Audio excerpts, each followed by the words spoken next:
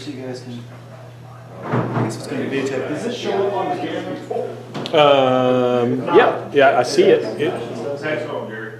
Do I need to get a good image of it? No, it's just, I'm going to do a lot of talking about this here in a few minutes. And then let's do this.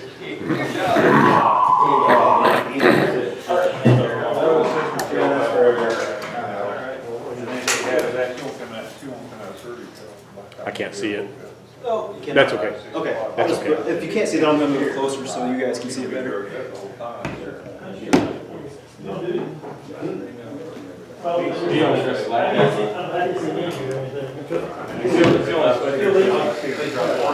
Ventilator?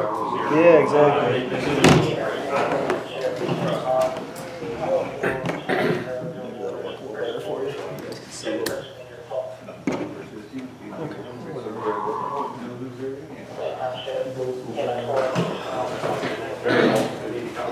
Okay, I think we're ready to start.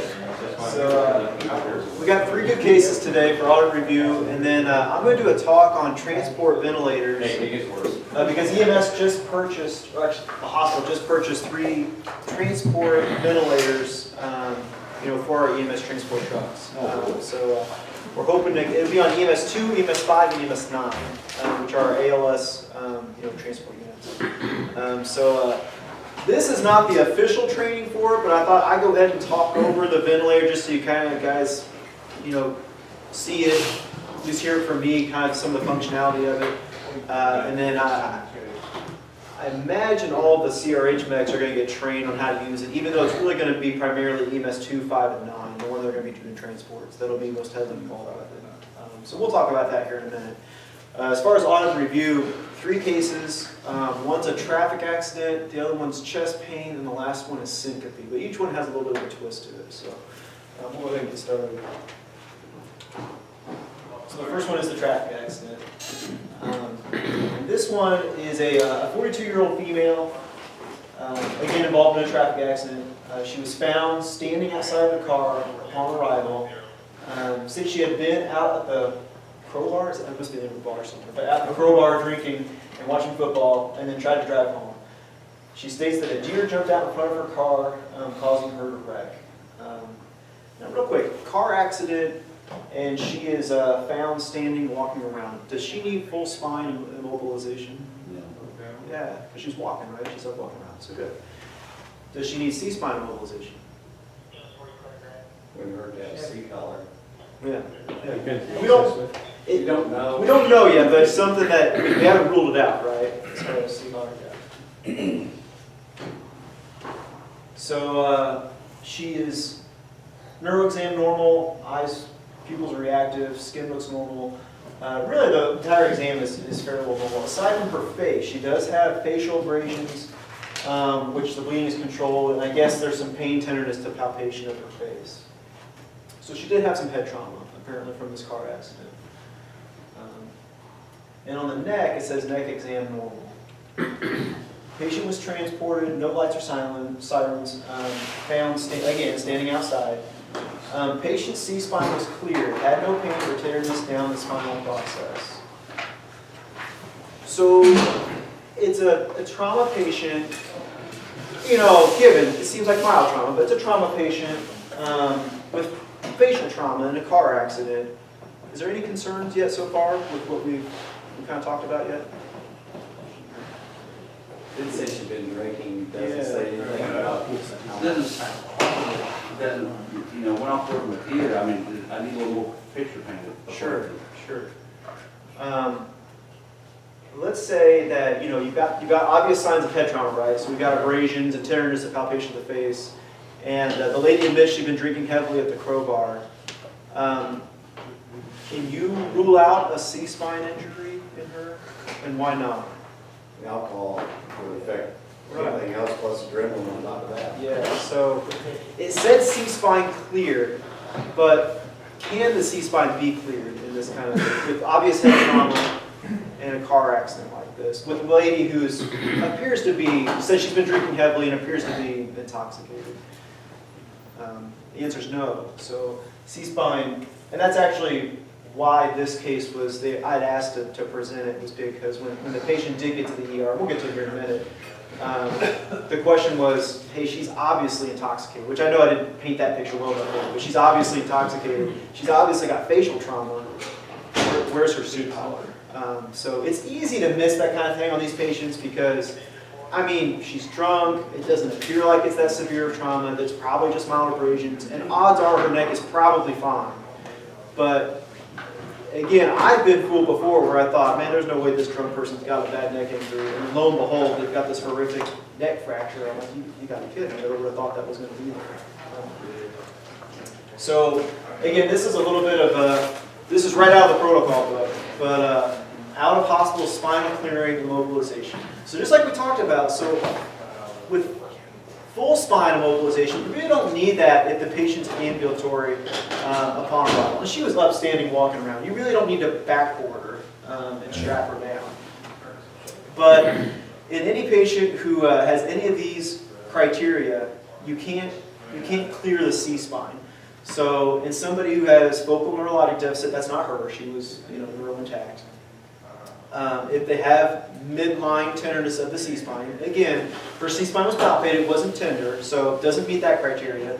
She's less than 65 years old, so doesn't meet that criteria, but she's intoxicated. So if you're intoxicated, you can't rule out the possibility of a C-spine injury. So ideally, her cervical spine should have been stabilized with a C-collar. There really was no distracting injury. That's another one of those criteria. So if you have like a horrifically broken leg, and they say, my neck doesn't hurt, it's my leg that hurts. Look at it, it's disfigured.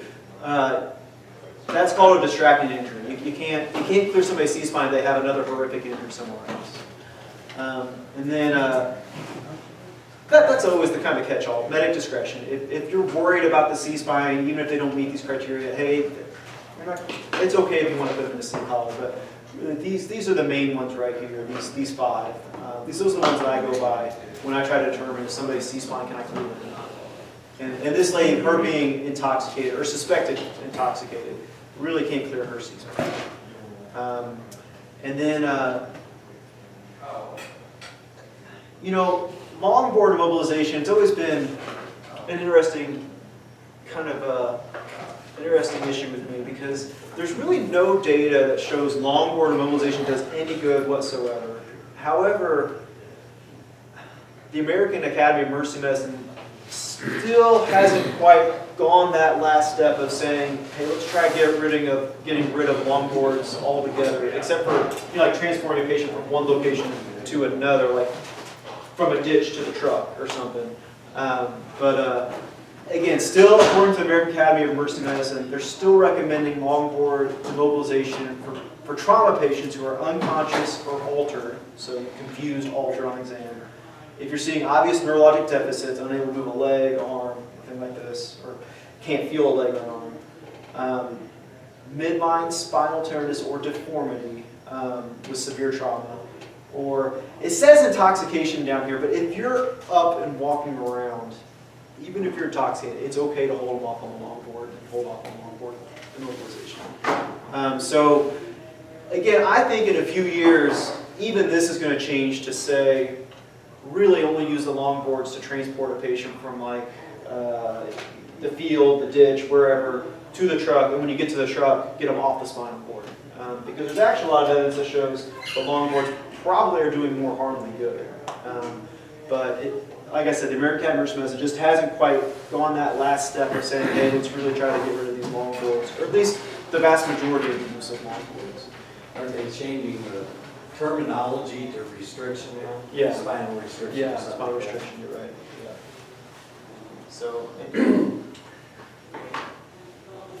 So patient said she was fine, didn't want medical help, asked if we could check her out in the ambulance. She did agree, walked to the ambulance. Once the ambulance patient was assessed, vitals were taken, and this is a lady that could have very easily said, I don't want a C-collar, don't put that on me. And that's fine. Just explain to him, hey, you appear to be intoxicated, you may have a neck injury, it's for your own safety. If they still refuse it, just document it. Attempted to place C-collar, patient refused. And then, you're covered. Yeah, Patient admitted to driving drunk. She denies any loss of consciousness. She was given a breathalyzer by the officer, was found to be over the legal limit. She refused transport. So the ER was called due to the patient being intoxicated. ER requested the patient be brought in for medical clearance. She refused IV and blood work. She was transported non-emergent to CRH for medical clearance, which I'm fine with. It sounds good. Officer followed us. She remained stable. She did start complaining about her ribs hurting. Once at the ER, patient was moved from the ambulance to the room via the cot. Patient moved herself from the cot to the bed, and care report was given to the ER nursing staff. There's 3 sets of vitals, all of them look fantastic. So again, it is basically when the patient got to the ER, and this one wasn't my patient, I really can't remember whose patient it was, but they kind of approached me and said, you know, hey, would you mind investigating this to try to figure out, you know, why this patient didn't have a C-collar with obvious head trauma and intoxicated. So I was like, oh, yeah, you're right, it looks like it was just very low suspicion, but you're right. I mean, she was intoxicated, probably should have had a C-collar. So I thought, you know, if 1 or 2 medics can miss it, there's a whole bunch of us probably would have missed it too. So I thought it's worth reviewing and just kind of reinforcing that, you know, intoxication with signs of head trauma, you know, even if you're not having neck pain, you really should go ahead and put on that C-collar. And if they refuse it, you know, again, try to advise them why you're concerned about it, and then if they further refuse it, just document that, hey, you attempted to mobilize the C-spine and it was refused. Any questions or thoughts about that one? Did they say how much head trauma there was? I mean, was there lacerations? Or? Yeah, if I remember correctly, it doesn't say in here, but in talking with I remember talking to the physician briefly, he said, yeah, I really didn't find anything. We did neck x-rays, they were normal. We did a chest x-ray, it was normal. And it sounds like there were just abrasions on the face. So it sounds like it really wasn't severe trauma. So where's the line? I mean, what if there's no facial trauma? Do you still need a collar? I'd say if there is a car accident and there's any question, I would do it. I mean, I would do it. You just don't know. And just leave it up to the physician whether or not to keep the C-collar on. And maybe in this medic's eyes, there wasn't any question in his eye. Maybe he looked at the trauma. I mean, we didn't see it. I'm just... If it's a car accident with an intoxicated patient, I think what I would recommend you guys do is just C-collar, all of them. Intoxicated patient, appears intoxicated to you in a car accident, and you've been called, go ahead and C-collar them. And the patient may refuse and say, nah, I don't want this, you know, whatever, but I would do it. But that's personally what I would recommend to you. This one even more so because there was signs of trauma. And again, it didn't sound like it was severe, but there was signs that the head had been, you know, hit. So.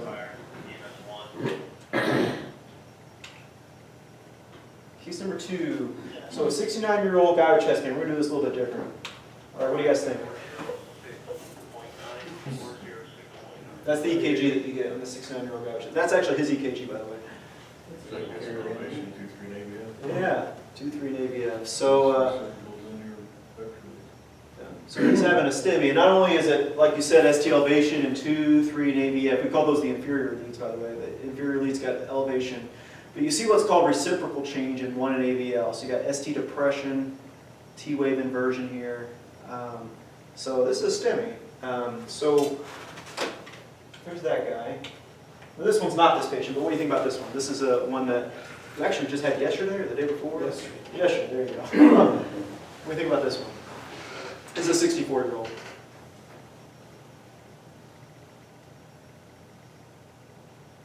Still think we understand.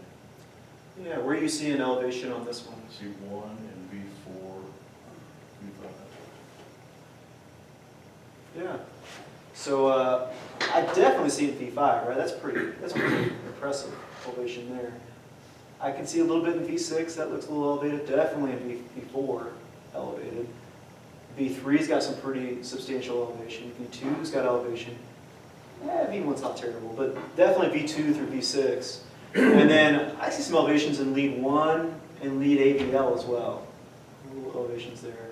And you've got some reciprocal change. You see T-wave inversion here in AVF. You see some T-wave inversion in lead 3. So yeah, this guy's having a STEMI as well. The first guy, and the reason why, at least in the ER, the reason why the cardiologist and we kind of pay attention to which area the STEMI is. So with inferior MIs like this guy's having, it's usually the right coronary artery. So it kind of helps, at least the cardiologists, when they're going in to try to find the blockage, it helps them know, okay, it looks like it's probably in the right coronary artery based on where the elevation is. Here, with elevation being in the V2 through V4, called the anterior leads. With elevation in the anterior leads, V5, V6 are called the lateral leads. 1 and AVL are another 2 of the lateral leads. So he's having anterior and lateral elevation. It's probably going to be the LAD artery. That's where they're going to look, and that is where this guy ended up having a stenosis. So they'll go in and try to stent that open.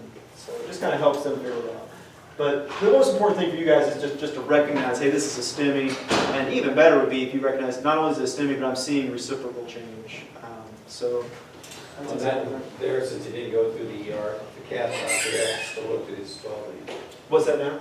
The cath doctor actually asked for the 12 lead. Yeah. So yeah, that was perfect. This one was great. I was here for this one, and yeah, we were able to get enough of a notice to where we completely bypassed the ER and straight to cath lab, which is good. Now the first one, when you guys get a STEMI, what's your guys' what's your guys' steps as far as notifying the hospital that you got one coming in? Like, there's a couple things I know you guys do when you want to notify us that, hey, you got STEMI coming.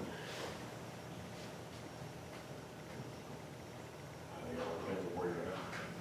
Okay. From 5 minutes later, where you're on the phone real quick, call you and say, hey, please treatment. Yeah, that's perfect. Right, those are the two things. You know, a call and then the email. Those are actually the two things that I was kind of looking for. So what happens if you call, you send an email, that sends fine. You call, and for whatever reason, you can't get through the ER. Either nobody's picking up the phone, or there's a bad connection, and you've tried several times, and nobody knows you're coming in with this STEMI. What can you do to try to, because this actually happened, that's why I'm bringing it up. What can you do to try to notify the ER a different way? Dispatch tried, just radio in and say, hey, call the ER for me. Yeah, that's kind of what my thought was too.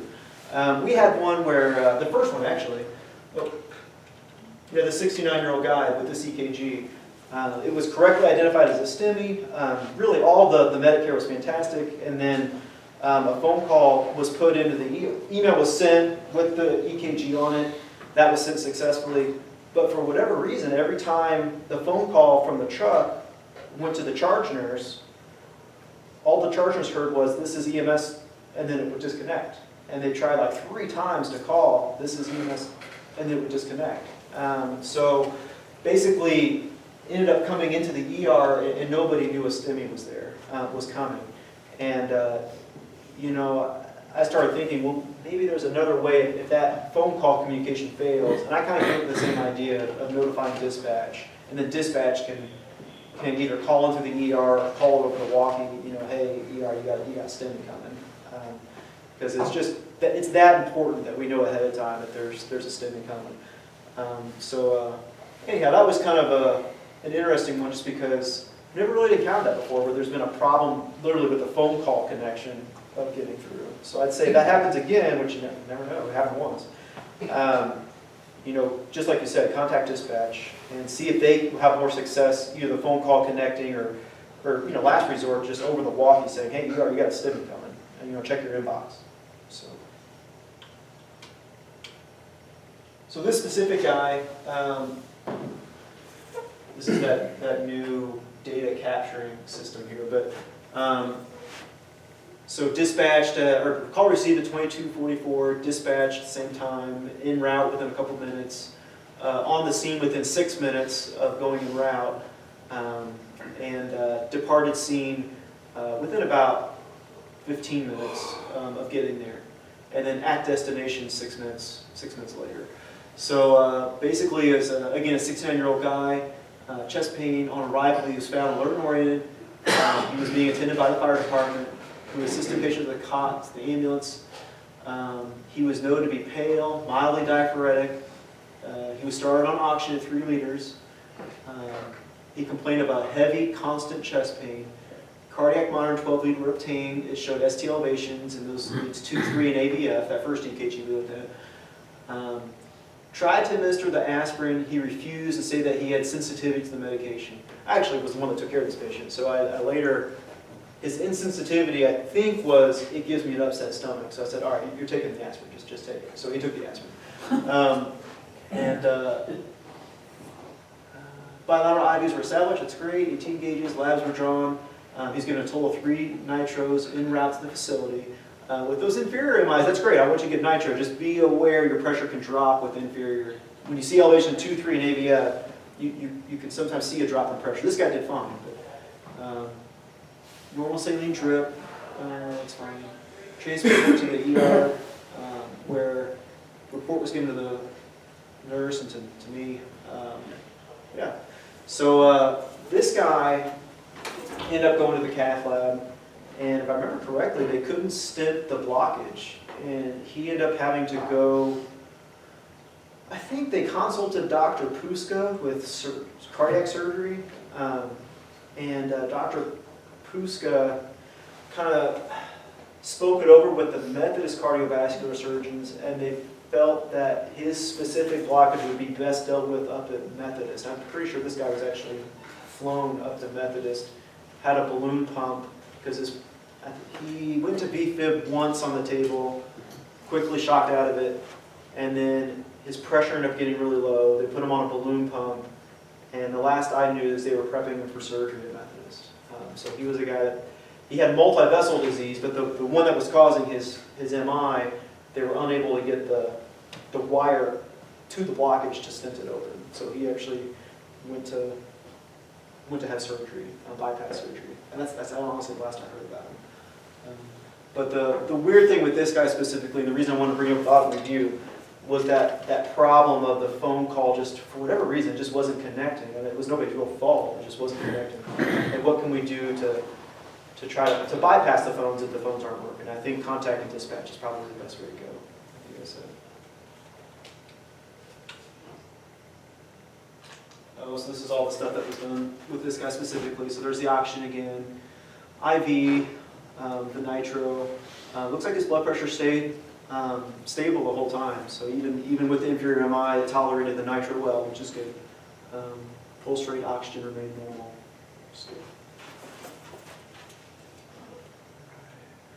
Oh, this is something I was going to ask. Maybe, again, I'm still kind of getting used to this new, documentation system as well, as far as kind of reading through it. But I've been noticing that when I'm reading a few of these run reports, I'll see things, and maybe you guys can clarify it for me, you guys that use this. It'll say like mental status, it'll say combative, confused, hallucinating, other, unresponsive.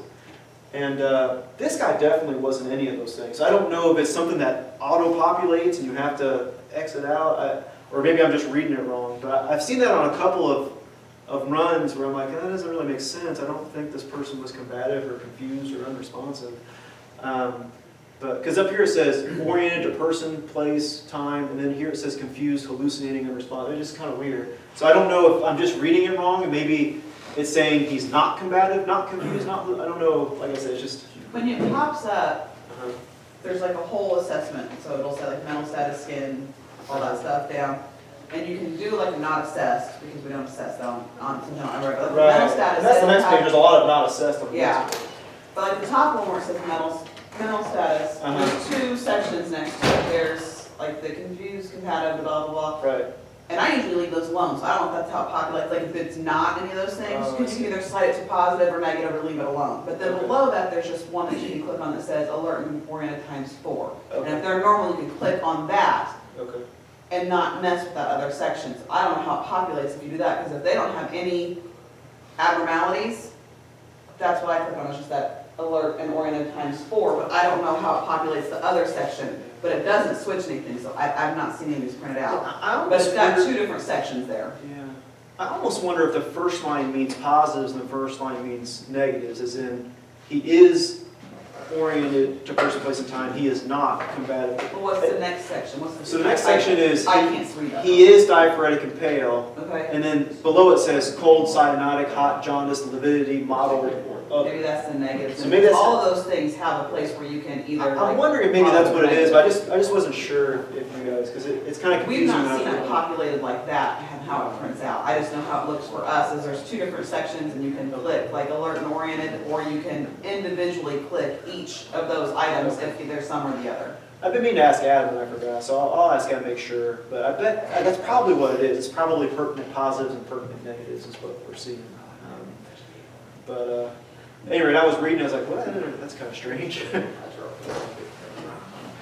Yeah, because here it says like left eye blind, left eye dilated, left eye non-reactive, right eye blind, right eye, and it's just kind of weird stuff that this guy Below didn't it- or have. above it says no abnormalities. And then above it says no, yeah, so this must be pertinent negatives, I'm guessing. So, and like you said, there's an area for like the admin in the back and whatnot, not obsessed, which makes sense. So again, it was more the cell phone connection issues. So try to call dispatch, and I think in the future, try to call dispatch. I don't think with this one specifically, dispatch was called, and have them relay what this was specific. Oh, yeah. The old diaper system. What's that? The old diaper system. They go away when they went to the different radios. I think the iron's there, but I don't know if anybody ever has it turned on. I mean, they're still there. This one's kind of interesting. So weakness, syncope, 74-year-old guy. Okay. So this is a guy where, and I'll try to do these differently because it's impossible for you guys to read this down here, but I'll read it to you. Responded to the scene of a 74-year-old guy that was complaining of possible seizures. Arrived to the house, met by the family at the door, and the patient was inside the front door, sitting in a recliner. And the history was obtained from the family. And they said that the patient would have these spells where he'd be walking and then pass out. They stated that he would then wake up pretty quickly, and he says he could feel the spells coming on. He felt like he was about to pass out. Patient and family stated that he had suffered from these over the past summer, and that the doctors were unable to find the cause of the problem. Family requested an ambulance for evaluation. When EMS arrived, the patient was assessed. He was alert and oriented ×4, no trouble breathing. He was not having any chest pain.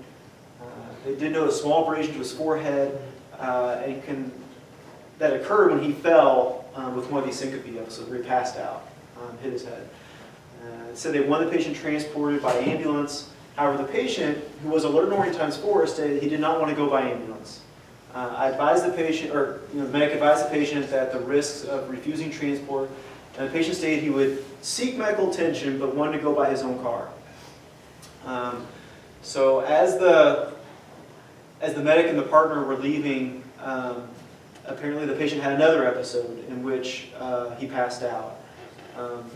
Patient kind of closed his eyes for a couple seconds. His right and left arms kind of jerked. His eyes opened, and he then continued talking again.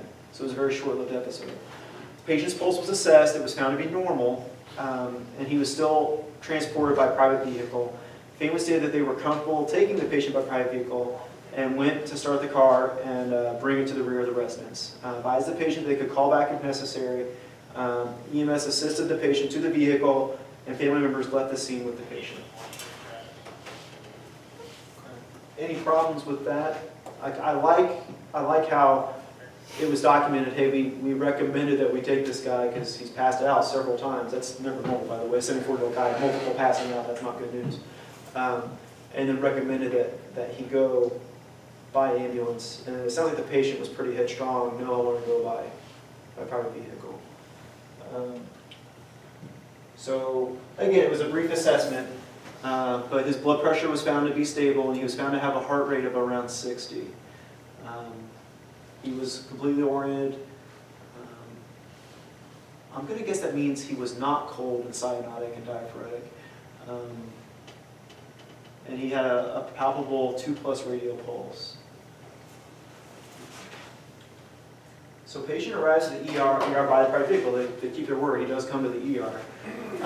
And then upon transitioning into the ER bed from the wheelchair, he falls unconscious. Well, let's pretend this happened to you while he's going into, let's say he did agree to go by ambulance, and you're transitioning him from ambulance to the cot, and then he just goes out, and he is unconscious and he is unresponsive. What do? What's the first thing you worry about, I guess? Yeah, check for pulse, right? Does he still have a heartbeat? Is he coding right where he could be? So yeah, check for a pulse.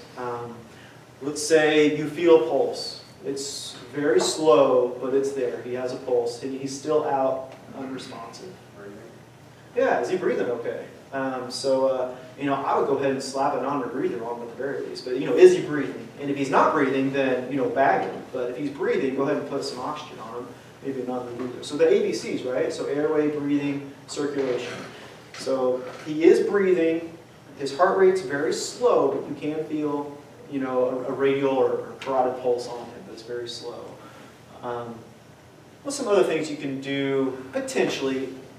Probably not what caused this guy to pass out or go unconscious, but things you could do right there at your hands to check on, or that you could potentially give him or check to see if you could find a quick cause of why he passed out. Yeah, you definitely want to do a 12 lead. We'll get to that here in a second. Blood sugar. Yeah, that's great. So blood sugar, every time. Anybody who's got a change in mental status, you check a blood sugar. His was normal, but that's very good because he could easily have gone real hypoglycemic and just passed out before your eyes. What's something else that can cause you to go unconscious? And this guy was breathing okay, but really slow down your breathing to where you're not breathing very well. Any change in medication? Yeah. Is he on some kind of real strong narcotic that's just new for him and maybe he needs some Narcan? You would not hurt this guy squeezing some Narcan in his nose. Again, it's probably not what caused him to pass out. I'm just saying you wouldn't be at fault if you wanted to try to give him Narcan and see if it made a difference. I always say ABC, NGT. That's always how I was taught. So airway, breathing, circulation, Narcan, glucose, thiamine. Now I know we don't think about thiamine very much, but that's always the way I was taught. ABC, NGT. You guys think the same thing. So we've checked his airway. He's breathing, and he doesn't appear to be any distress with his breathing. He's got a pulse, although it's very slow. You've checked his sugar. It was normal. We've thought about Narcan. And again, I don't think thiamine's an issue with this guy.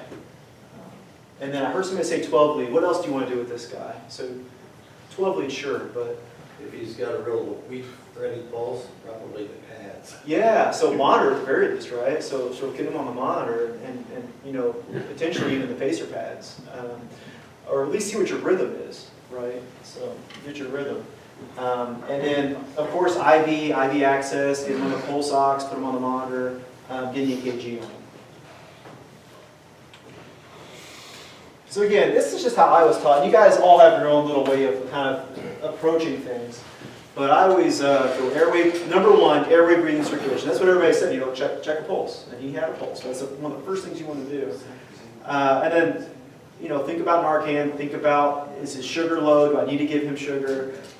Is this guy really malnourished or emaciated cancer patient? Is he low on thiamine? Is that what's causing him to be altered? Again, that's not this guy. And then IV, EKG, put him on oxygen, check an O2 sat, get him on the monitor. What are my 5 vital signs? And then, I always use the acronym AMPLE, get an AMPLE history. Allergies, meds, past medical history, when's the last time he had anything to eat, and what were the events leading up to this? Those are the 5 things I think about really with any patient. Are my ABCs secured? Do I need to think about Narcan? IV, EKG, O2 sat, put him on water. I mean, it's just, and then 5 vitals, ample history. And with this guy specifically with syncope, I love acronyms. I really do. I use them all the time. But with this guy specific, I think, is this guy having seizures or is he passing out? This guy's probably passing out because when he wakes up, he's kind of back to normal pretty quick. At least when the family was giving their history. They said, yeah, he has these spells and he wakes up and he's back to normal. That doesn't happen with seizures. Usually you have a seizure, you're post-ictal, you're out of it for a while. There's really no description of that going on with this guy. He could have a seizure with, we'll find out, his heart rate being that slow, but I don't think he's had seizures yet. Vasovagal basically just means, you know, did you have a vagal response? Did your heart rate and blood pressure drop because of some external factor? Like some people, when they have a bowel movement, their blood pressure, heart rate drops. Some people, when they see blood, their heart rate and blood pressure drops. Sometimes when they see a needle, their heart rate and blood pressure will drop, and then they'll pass out. That's basically what vasovagal means. Neurogenic means that they have like an aneurysm rupture in the brain. Did they have some kind of brain tumor? Is that what's causing them to be altered and pass out? These are all things that can make you pass out, by the way. Cardiac, is he having a heart arrhythmia? We're pretty suspicious about that one. His heart rate's real slow. We can check for a pulse. Orthostatic, is he really dry and dehydrated? Pharmacy, is he on some kind of new medicine? Somebody mentioned that earlier. Is he on a new medication that caused him to go out? And electrolyte disturbance. And that's where your blood sugar kind of comes into play. Does he have an electrolyte abnormality? Blood sugar. And these are the 5 things that cause altered mental status. Really, you could kind of group these 2 together. So just kind of want to give you guys kind of a couple of ways that you can approach, you know, what more could be causing with this guy. Patient who specifically passes out, I like to use syncope. If you think about these 5 causes of altered mental status, that'll get you on the right track as well. Because technically passing out is a change in mental status. So I think about, you know, whichever one you want to think about if somebody passes out, you'll get on the right track with either one. And with altered mental status, it's vital sign abnormalities. Again, a really slow heart rate, a really low blood pressure, a really low blood oxygen, that can cause you to pass out. Severe infection, something structurally abnormal with the brain, a toxin such as, you know, heroin, metabolic disturbance, that's your low blood sugar, or again, diagnosis of exclusion, is this something psychiatric? This guy's not psychiatric, but you know, is that why they're passing out? So again, you do one of these things, one of these ways of approaching this guy, you'll get on the right track as to what's causing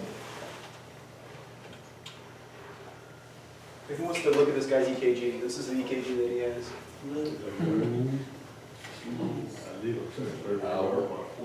Yeah. So fast or slow?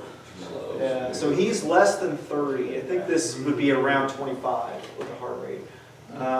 Is it a regular or irregular rhythm? Regular. Yeah, it's regular. I mean, I didn't mark it out exactly, but it looks like it's pretty equal distance between these QRS complexes, right? Sinus or not sinus? This one's tricky because you see P waves, right? That's P wave, that's P wave, that's P wave. Are those P waves communicating with, is the PR interval, that the P wave, that the distance between the P wave and the QRS, is it the same? Is it the same between each one?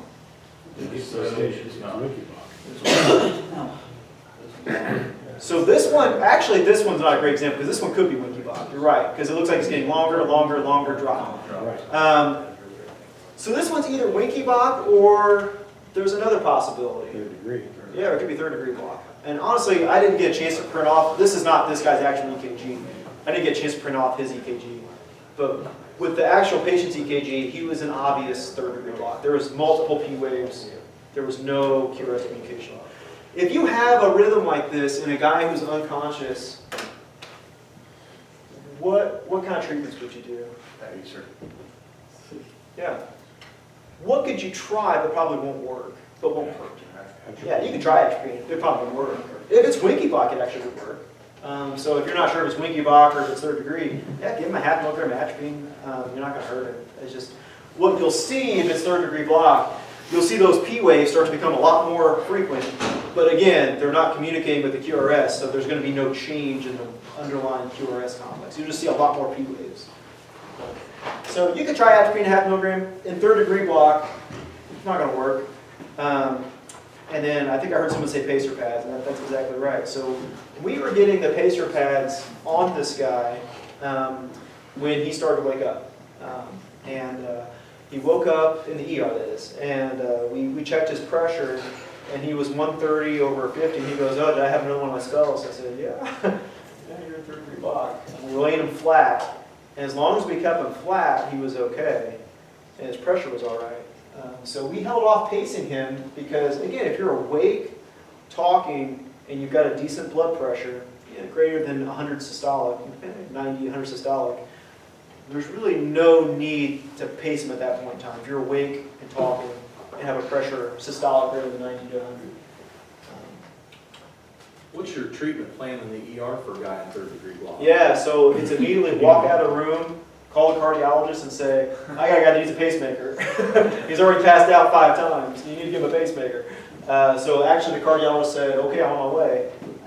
And then came into the ER.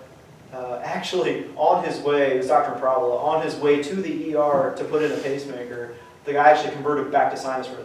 Because I was wondering, when the medics checked his pulse, he had a pulse of 65. And I was like, gosh, in the ER, his pulse was definitely like 25.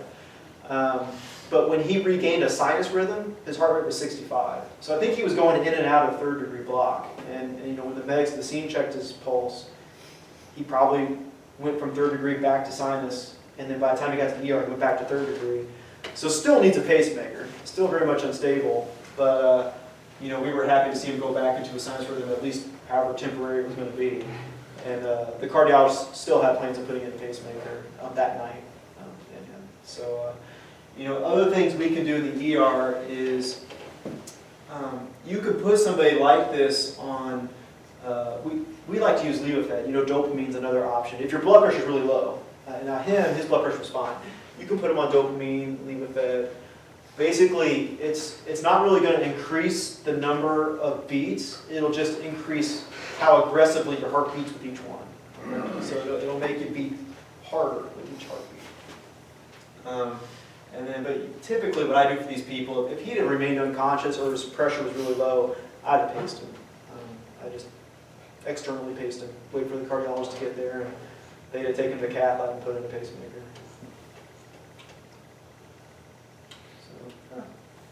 That's it. But the concern of this one from the staff was, hey, why didn't the medics transport this guy? We don't understand why they let a guy come by private vehicle that passed out 5 times.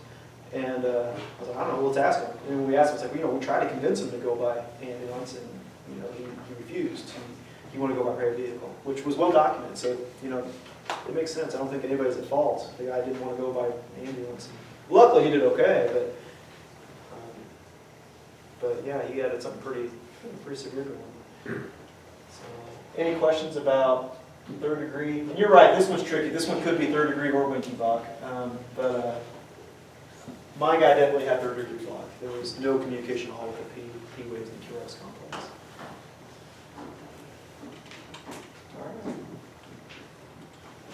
Now, the second talk is actually not very long.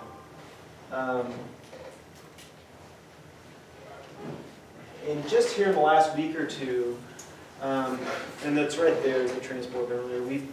CRH has purchased 3 transport ventilators for our ALS transport trucks, which would be EMS2, EMS5, and EMS9. So I thought I'd at least introduce you guys to the transport ventilator in case you have some kind of interaction or see it or kind of say, what's that? So you guys kind of just up to date that we've got this new piece of equipment on 3 of our trucks. And basically, I'd like to just kind of briefly talk about what all the features, the knobs, what the functions are on the machine itself. Talk about the 3 different transport ventilator settings, and then kind of answer any questions. But I brought one in. Adam was nice enough to let me borrow it. I'm sure it's making this nervous. It can be, they're like $7,000 a piece. I'm sure it's nervous just giving it to you. But anyway, I've got one I just kind of wanted to show us. You guys can take a look at here in a little bit. But basically, this all came about because I'm sure you guys, or most of you know, our ICU's been in a little bit of trouble recently. We've had a very big shortage of nurses. So even though we have rooms available for critically ill patients, there's no nursing staff to take care of them. So we've had to divert or transfer a lot of our critically ill patients to other hospitals, either Methodist or St. Francis South, or University Hospital or whatnot. And you get a patient in the ER who is critically ill, needs to be intubated and put on a ventilator, and you try to transport that patient, you start to run into problems because currently, to transport a patient on a ventilator, a respiratory therapist needs to be with the medic. So even if you have a transport truck and you have transport medics that are ready to take the patient, we were waiting hours to get a respiratory therapist to join the medic to take them up to Methodist or wherever they need to go next. So, how can we improve this? Because we're keeping these critically ill patients that need to be in an ICU down in the ER for hours and hours where that really isn't the best place for them. And the thought was, well, what's the rate limiting step? And the rate limiting step wasn't you guys, it was waiting on a respiratory therapist to become available. So the thought was, well, what can we do? Is there anything that we can do to try to eliminate the respiratory therapist from this equation? And the answer is yes. They're specifically designed EMS transport ventilators. They're very simple to use. That really takes the job of a respiratory therapist out of the equation. Okay. So, and that's why it's only going to be on those 3 vehicles, because those are the 3 ALS transport trucks, the 2, 5, and 9. So, and then furthermore, it's a win for the hospital, because then the hospital is not without a respiratory therapist for 2 or 3 hours, because when you have the respiratory therapist right on the truck, they're gone from the hospital for 2 or 3 hours, and that kind of hurts the hospital as far as not having one available, a respiratory therapist. So we'll kind of go over all the buttons, and I try to take pictures of it and put it up here to make it easier, but it's just basically a picture of the front of that machine. Like I said, this isn't the educational training on these transport ventilators. All the CRH medics will get that, by the way, like official training from the representative who sold CRH these ventilators. But I wanted to at least kind of introduce it to you, so when you do get the training, you've at least kind of seen this stuff and a little bit familiar with it. So I'll just kind of go over each of the knobs and each of the things separately, and then that way you've at least been introduced to it. So this button down here, which again you'll see on the front of the thing, but this button, it's actually a knob down here, is what's called the air mix control. It's basically how much oxygen you want to give the patient on the ventilator. There's only 2 settings. There's 50% oxygen or 100% oxygen. If it's somebody who just has like a brain bleed and they need to be intubated but their lungs are fine, you probably would just do 50% oxygen because there's nothing wrong with the lungs. If it's somebody who's got horrific pneumonia and they're on maximum oxygen to try to keep their oxygen levels up, well then yeah, you're probably going to choose 100% oxygen. But there's really just 2 options, 50% or 100%. This next valve, this next knob at the top right-hand corner of the machine is what's called the relief pressure control. So when you're on a ventilator, when a patient's on a ventilator and you're giving them breaths, every time you give a patient a breath, or every time we take a breath, there's an increase of pressure inside your respiratory system, inside your lungs. And that's normal. There's a normal range of what your pressure is when you take a breath. If those pressures are artificially raised too high, your lungs are kind of like big balloons. If you blow up the balloon too much, it'll pop. Okay, so basically what the pressure relief control does is it says, okay, if the machine can sense what your pressure in your lungs are, if that pressure gets beyond a certain level, then it's a relief valve to let no more pressure go in. So typically that pressure is set at 40. Really your lung pressure shouldn't go above 40 at any point in time. A normal pressure is between like 10 and 30. So once you get above 40, especially if you get above 50, you run the risk of damaging the lungs by too much pressure. So it's a built-in relief valve to prevent that from happening. And you can set where you want that relief valve to be. Honestly, you're probably always going to set it at 40. So you may not even really mess with it. It's going to be set around 40. So, and the last one is what's called the supply gas failure alarm. It's this little ball here that's red. Basically what it's saying is, when this thing is hooked up to the oxygen supply, is there enough flow of oxygen to where the ventilator will work? Okay. So if it's saying, hey, something's not right here, I'm not getting enough, the machine's saying, I'm not getting enough oxygen for this machine to work properly, it'll be red. If it's saying, yeah, I've got enough flow, the machine's going to operate properly, it'll be white. So it'll either be white or red. And if it's red, it's telling you, hey, I need to hook into something different. This supply line is not is not right. Either there's a kink in the line or the supply itself is running low, but something's not right. It's not getting enough flow to work properly. So normally that will be white. And this is the pressure monitor. That's the one I was telling you about. Normally your pressure is, I mean, actually it's normally between more like 20 and 30, but 10 to 30, that's a normal pressure. Once you get above 40 with your peak airway pressures, that's getting too high. So again, that pressure relief valve says, okay, if the machine's giving you a breath and you get above 40 with your pressure, it's going to not allow that air to go in to prevent too much pressure building up in the lungs. Does that make sense? So that's basically this valve, or I'm sorry, this gauge right here is constantly looking at what your pressure is. And as the breaths are going in and out, you'll see that needle kind of go like this, as the machine's giving you breaths in and out, it'll kind of go like this. So how much oxygen am I going to give the patient? 50%, 100%. At what point is the machine going to give me a relief valve cutoff for how high am I going to allow the pressure to be in this patient? And is the supply of oxygen, is the flow high enough to where the machine will operate properly? It's either going to be red or white, one of the two. Those are the first three buttons. And then that's the actual pressure gauge. So this machine's kind of neat because it actually has a CPAP knob. So you know how we have the tubing that can deliver CPAP to patients if you have a bad CHF or you have bad COPD, something like that. You've got the separate set of airway supplies and tubes that you can hook up to the patient. Well, this can actually serve as a CPAP as well. That's not really why we bought it. It's just an extra function that it has. But this right here, this knob, if you turn this to be, if you turn this knob to be on the CPAP function, so turn it over this way to CPAP, you can then put the patient non-intubated on a CPAP mask and adjust specifically how much pressure you want to put the patient on with their CPAP. So again, it's not why we bought these, but it is a nice function that the thing has. It can also do advanced airway techniques with CPAP outside of just intubation stuff, outside of ventilation on through an ET tube. It can tell you, it can specifically kind of tone in into how much exact pressure do you want to provide with CPAP, which is, again, our machines or our airway setup for CPAP, it does a more than sufficient job for what we need. This one will let you really fine tune it to exactly what you want it to be. Again, it's a nice function, not why we bought it, but it's there. At least kind of tune it. And then the ventilator button, that's what this is. It lets you transition. There's really just three modes to these things. CPAP, which again, not why we bought it, but it's there.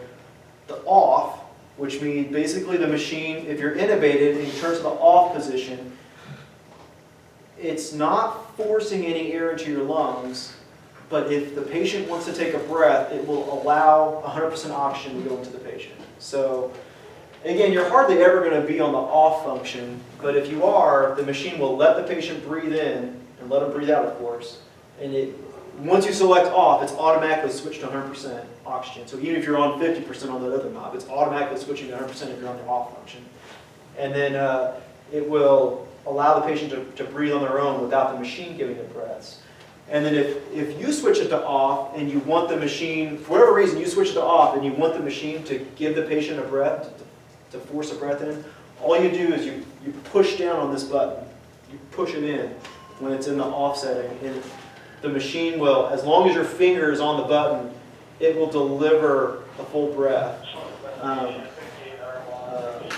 up to whatever volume you've preset. So basically it's kind of like operating a bag mask, except for instead of squeezing the bag, you're pushing this button and it's squeezing the bag for you. It's kind of a way to think about it. So again, you're not often going to be on that setting. Really the setting you're going to be on the most is this ventilator setting. That's why we bought them, right? We bought the ventilator. So we'll kind of go over in more detail what that ventilator setting is. We'll actually go in more detail with all three. But this is the knob that lets you choose between those three settings. CPAP, off, which allows you to manually ventilate the patient, or the machine-driven ventilation, which is going to be the most common setting you're going to be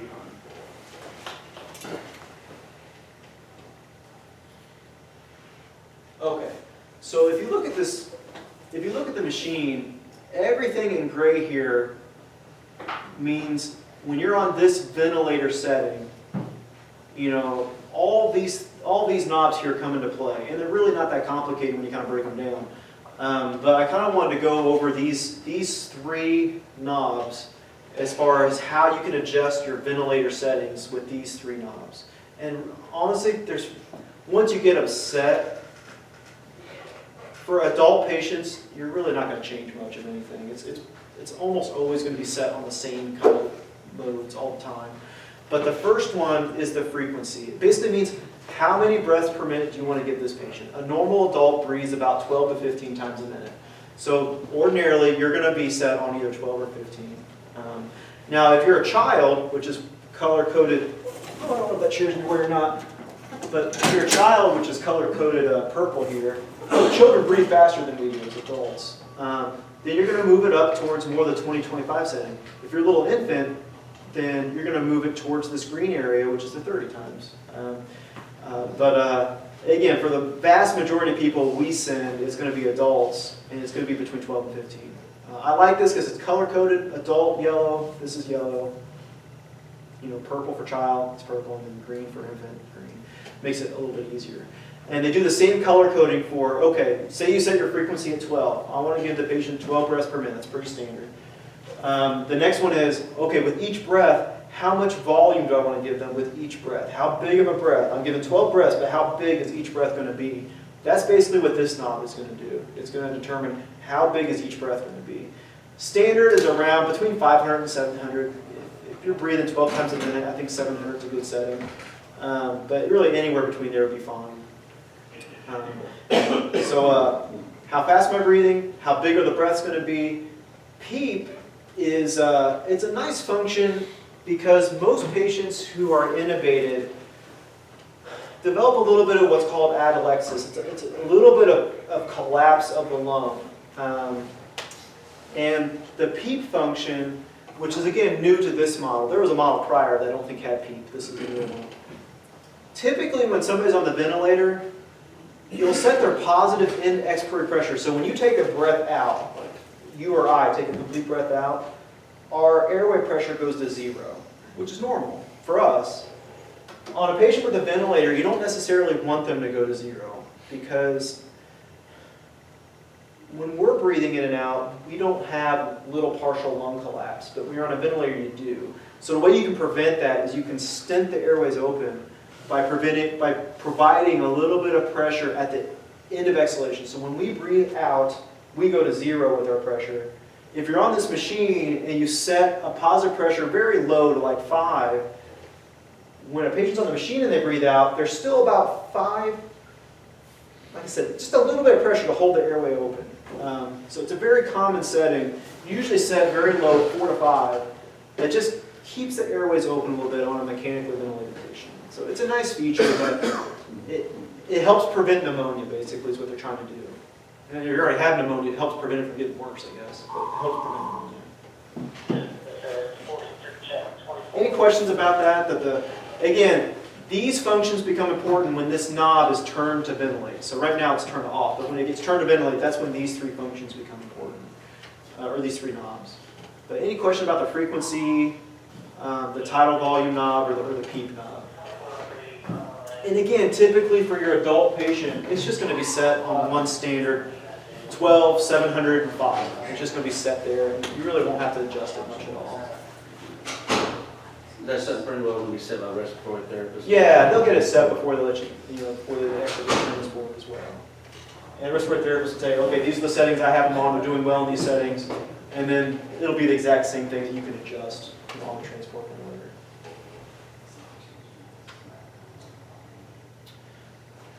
So we kind of already talked about this, but that option to the far left, I don't know why they call it Flow 2, I would just call it CPAP, but they call it Flow 2. It's basically a CPAP mode that we already are very familiar with our CPAP setups. It's just this one allows you to really fine tune it. And it provides continuous positive air pressure, great for severe CHF, great for COPD. Again, it's an added function that, I mean, we may or may not end up exploring with this machine. We have a pretty good setup the way it is with what we use.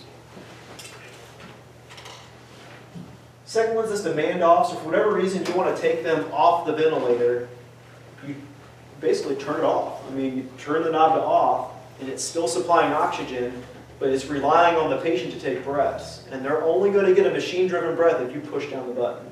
And it will give the patient a breath. You know, one thing I was curious about, I was like, well, what if you push down the button and you just never let go? Does the machine just keep giving it? No, it reaches like a threshold and it just stops and it locks out. So whatever your tidal volume was set at, remember we said like 500 to 700 was normal?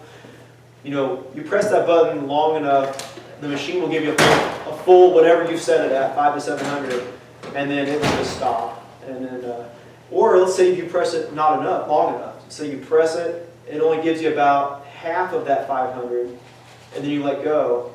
The machine's not going to give more. It's going to wait for you to press the button again if you want to give it more, give the patient more. So again, I would recommend if you're going to manually ventilate, it's kind of like bagging, you know. You want to press the button long enough where you get the full bag, but if you just kind of press in and out real fast, it's going to be like you just barely twitched at the bag. So you want to push it down where you get a full breath from the ventilator, and then you let go and exhales. But you're not going to over-expand the lungs. Again, it's not going to let you. It's going to lock out your ability to put too much air into somebody.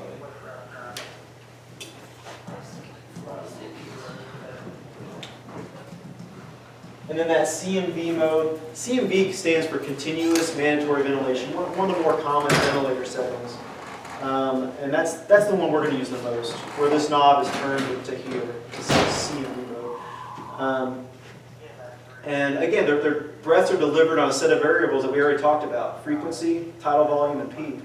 And again, for most people, it's going to be between 12 and 15, 500 to 700, and a PEEP 5. Now this is kind of neat because if the ventilator senses, let's say you got a person on the ventilator, but the person's breathing and they're taking in pretty good breaths. If the ventilator senses that the patient's breathing and taking in good enough breaths, it'll just kind of sit and wait. And it'll say, okay, if the patient's breathing good on their own, I'm just going to let the patient breathe.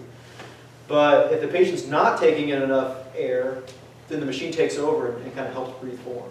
Okay, so that's really nice. The reason why that's nice is it's more comfortable for the patient. If the patient is breathing on their own and doing fine breathing on their own, then the machine just sits and just waits for the patient to not breathe well on their own, and then it starts giving them breaths for them. Because on a ventilator, it's very uncomfortable to have a machine forcing air into you if you're breathing normally on your own. It's very uncomfortable. So it's a nice setting. It's more of a kind of a patient comfort setting where it senses if you're breathing enough or not on your own. So if a patient's taking if an adult patient is taking at least 450 mLs in, which almost all adults are going to be breathing in at least that much with every breath, then the machine will just kind of hold off and monitor and kick into action if it needs to.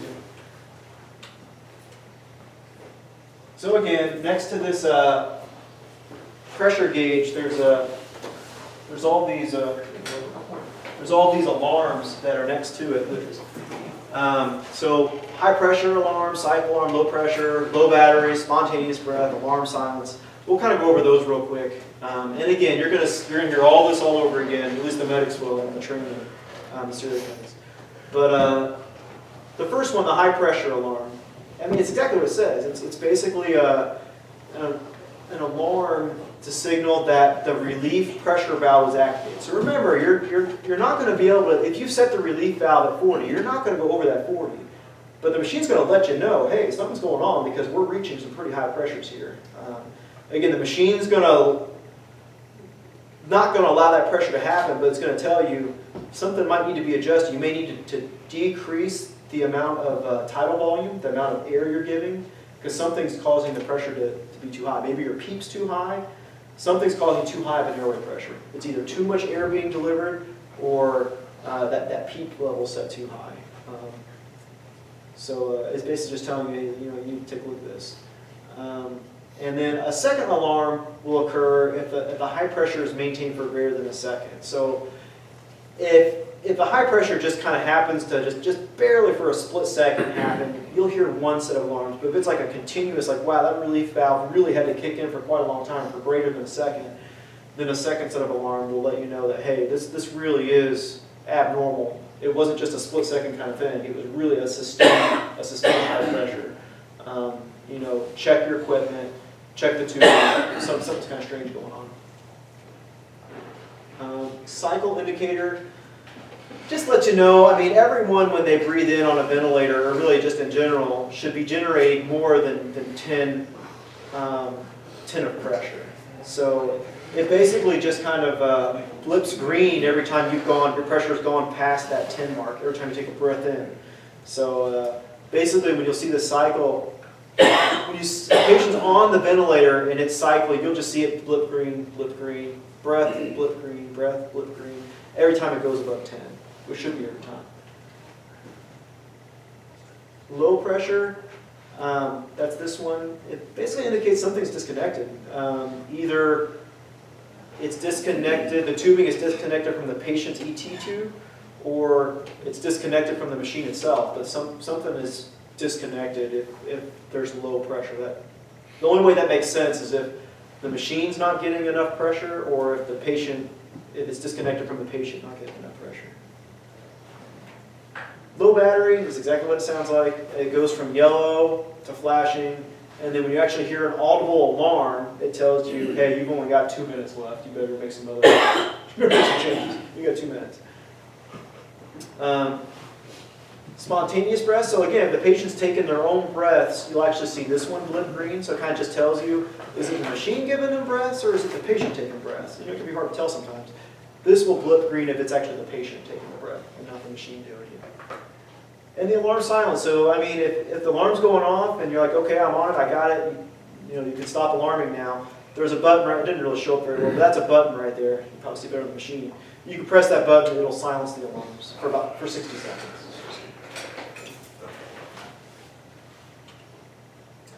So if one of these machines does start alarming and you're taking care of a patient, this is always what I thought about whenever I've taken care of patients on ventilators. I was always, again, I love mnemonics. I was taught the mnemonic DOPE, which stood for displacement, obstruction, pneumothorax, or equipment failure. So whenever I approach a patient where something's not right, there's some kind of a problem with either the ventilator or the patient themselves, this is exactly what I think of. And 95% of the time, you will find the problem if you think about the DOPE mnemonic. So the D, displacement, I think, okay, it's basically what it says. Has the tube become dislodged from the trachea, or has the connection become compromised to the ventilator itself? So is there displacement? Obstruction, is there a big mucus plug? Is this something I can suction out and cause the pressures to get back to normal? Is there a kink in the hose? Pneumothorax, that's something you always have to worry about, because that's those high peak pressures, that's what you worry about, is causing a pneumothorax, basically. So typically with a pneumothorax, you will see high peak pressures. If it gets bad enough, your pressure will drop, and again, half your chest will look huge, and the other half will look about normal, and you won't hear any air on the side that looks huge. I guess it doesn't always look huge, but if you listen, you won't hear any air movement, and the side looks big. And then, of course, that's needle decompression to decompress the lung. And then equipment failure. So one of the first things I do when a patient's struggling on the ventilator is I disconnect it from them and I just bag them. And I say, is this patient bagging okay? If they're bagging okay, then I hook them back up to the ventilator and I say, okay, well then something's going on with this ventilator. What do I need to change in order to make this work? So that's basically what I go through when I see a patient having a problem on the ventilator. Because it could happen. You have them on it and alarms are going off. You're like, what in the world do I do? Think about the DOPE mnemonic. I would disconnect them, hook them up to just traditional bag, the ET to a traditional bag, just bag and say, okay, are they bagging easy? If they're not, you're like, wow, I'm really having to squeeze to get the air in. That means there's something going on between the tip of the tube to the patient's lungs. Something's happening. So is that a mucus plug? Is that a pneumothorax? One of those two is most likely happening. And then you can either suction the tube out, or, of course, listen to the lungs, see if you need to, if there's a potential pneumothorax. If you disconnect them and you're bagging them, it's like, yeah, they're bagging pretty easy and they're doing well. That tells me something was going on with the ventilator itself. There was something that wasn't set right or needs to be changed. So, anyway, that's very much helped me whenever I would approach a patient with that was having a, many years ago I would work in the ICU and you'd have a problem with somebody on a ventilator and alarms would be going off like crazy. Thinking of this is what helped me kind of figure out, okay, what's going on with the patient? How can I fix it? So, I think that's, yeah. Again, that is not the official training on this machine, and feel free to come up and look at it if you want to, and whatnot, but I thought it was at least a little bit of an introduction before the formal education on how these things work. So, any questions about the ventilators, or about our STEMI patient, or third-degree heart block, or C-collar stuff? Okay, that's all I got for you guys. Thanks. Okay. Thank you. How much?